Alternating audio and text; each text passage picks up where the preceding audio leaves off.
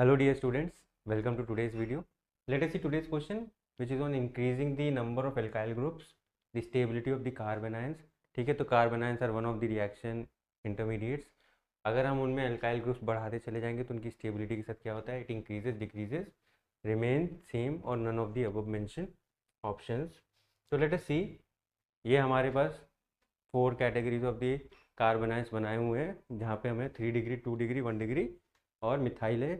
ठीक है, तो सबसे पहले जो मिथाइल एनायन होता है वहाँ पर आपके पास you have a carbon with a negative charge. ठीक है, और उसके बाद हाइड्रोजन होते हैं, एक एक हाइड्रोजन को रिप्लेस करते जाओ एक एक अल्काइल ग्रुप के साथ. You will generate 1 degree, 2 hydrogen replace करके 2 अल्काइल ग्रुप, 2 डिग्री, 3 डिग्रीज. ठीक है, नाउ अल्काइल ग्रुप्स सबको पता है they are EDG, electron donating groups होते हैं, वो इलेक्ट्रॉन को डोनेट करते हैं. नाउ यहाँ पर हमारे पास नेगेटिव चार्ज है.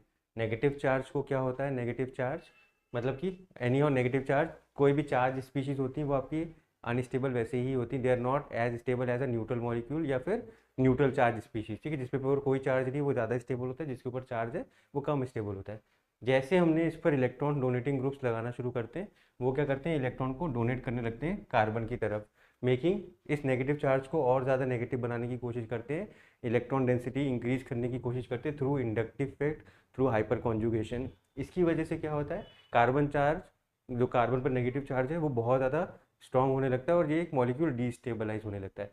तो ये इसीलिए जितने ज़्यादा कार्बन में अल्काइल ग्रुप लगे होंगे उतना ही स्टेबिलिटी कम होती जाती है. सबसे बेस्ट स्टेबिलिटी इसकी रहेगी क्योंकि यहाँ पर कोई भी इलेक्ट्रॉन डोनेटिंग ग्रुप नहीं लगा है जो कि कार्बन के नेगेटिव चार्ज को और ज़्यादा डीस्टेबलाइज करे. इसमें थोड़ी सी स्टेबिलिटी डिक्रीज होगी, इसमें कम होगी. तो देखा जाए तो सबसे ज़्यादा स्टेबल मिथाइल होता है, फिर 1 डिग्री होता है, फिर 2 डिग्री और 3 डिग्री. तो ये ऑर्डर होता है आपका कार्बन आयंस के केस में. जबकि अगर आप इसका रिवर्स ऑर्डर देखोगे कार्बोकेटायंस में सॉरी, कार्बोकेटायंस के केस में क्या है, यहाँ पर पॉजिटिव चार्ज है. हमने वही electron donating groups alkyl groups लगाए, ये क्या करेंगे, इलेक्ट्रॉन्स को डोनेट करेंगे. अब पॉजिटिव चार्ज है, पॉजिटिव चार्ज को स्टेबलाइज करने में जो इलेक्ट्रॉन्स आ रहे हैं यहाँ से वो उसको स्टेबलाइज करने की कोशिश करेंगे. इसलिए मिथाइल के केस में, कार्बोकेटायन के केस में जितने ज़्यादा एल्काइल ग्रुप्स होंगे उतनी ही ज़्यादा स्टेबल मॉलिक्यूल होता है through the effect of inductive and hyper conjugation. इसलिए कार्बोकेटायन के केस में ऑर्डर आप देखोगे रिवर्स हो जाता है, जबकि कार्बन आयन के केस में ऑर्डर ये वाला रहता है. So carbon ion with no alkyl group will be more stable as compared to carbon ion with alkyl groups because of the electron donating nature of the alkyl groups. So अगर हम alkyl groups बढ़ाते चले जाएंगे तो हमारे carbon ion की stability decrease होती चली जाएगी. Option number B will be the right answer for this question. Thank you.